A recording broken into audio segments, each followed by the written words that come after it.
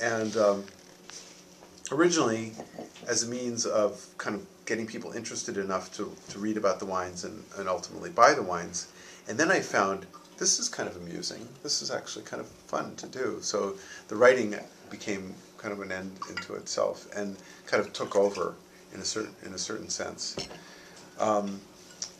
So I started out parodying classical works of literature, Kafka and Dante and Shakespeare, and then I realized, why stop? Why limit yourself to like great literature? You can parody like trashy literature too. So this is motorcycle maintenance. Yes. Well, that's not that trashy. This is so. I decided. Yeah. This is a parody of the bridges of Madison County. Oh God! And it's called the PHs of Romany County. Oh God! And, yes, I was actually reading this last night. And I sort of took the characters and kind of flip-flopped them because you can, and I made the sophisticate the woman in the grouping and the naif the man.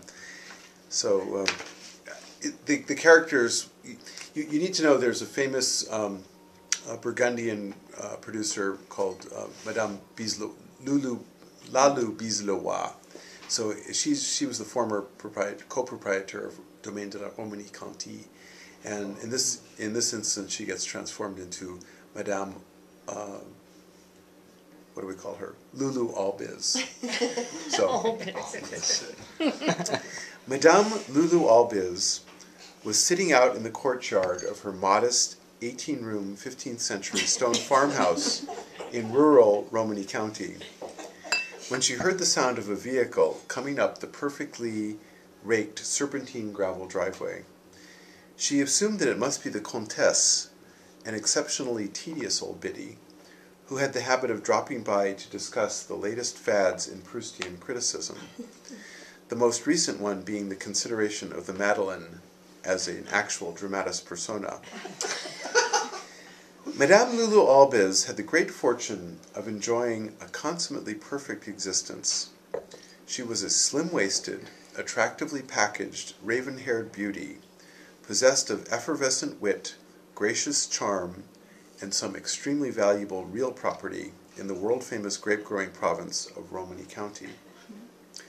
Her dear husband, Jean-Jacques, in addition to being the co-proprietor of the most highly regarded cru in Romany County, was an accomplished painter, sculptor, symphony cellist, and moral philosopher, as well as the greatest lover she had ever known. Further, he was an absolutely brilliant and stimulating conversationalist. He could talk long and passionately into the night on a diverse array of subjects. International terroirism, what can be done? Foucault on badinage and discipline. Merleau-Ponty on the formal tannic structure of the Bordelais cepage. Lévi-Strauss on the Grand Cru and the Cuit, and Sartre on inappropriate food and wine pairings.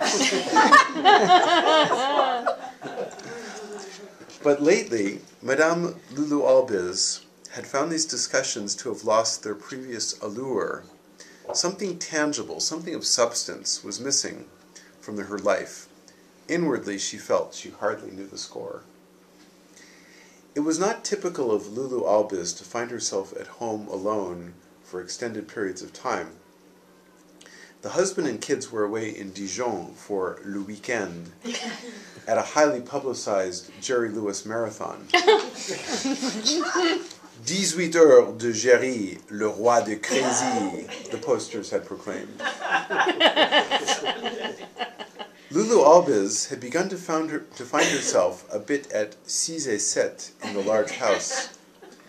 Well, perhaps a conversation with the Comtesse will amuse, she thought to herself.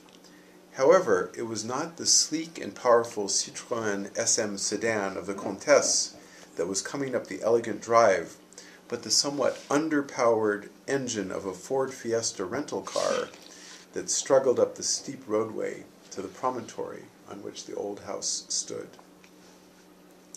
When the door of the little machine opened, Lulu Albiz beheld a stocky, well-fed figure of the unmistakably North American male variety, attempting to disengage himself from his ceinture de sécurité, which appeared to have gotten hopelessly amalgamated in a tangle of road maps and Guide Michelin and Hachette, as well as back numbers of La Revue du Vin de France.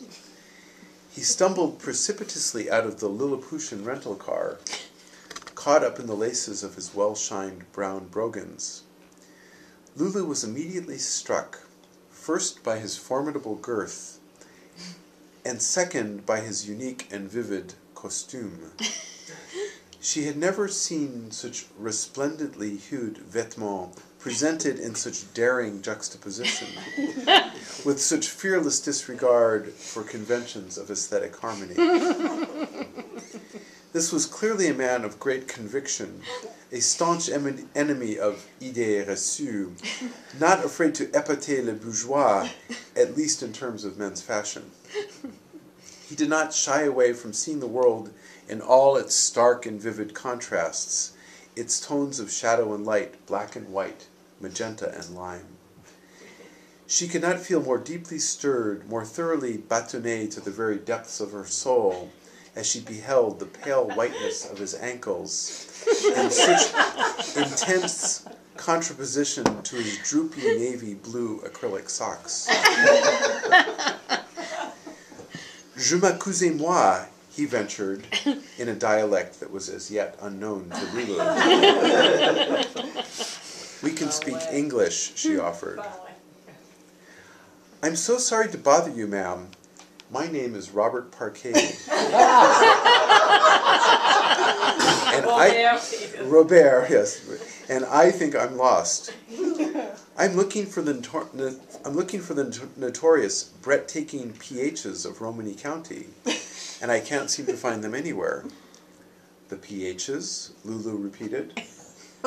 Robert Parquet's offhand reference to matters of physical chemistry made her blush red with excitement.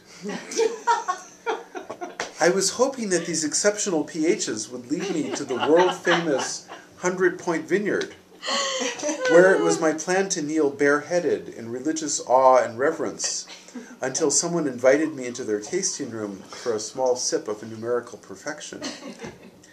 I would be much obliged if you could point me in the right direction.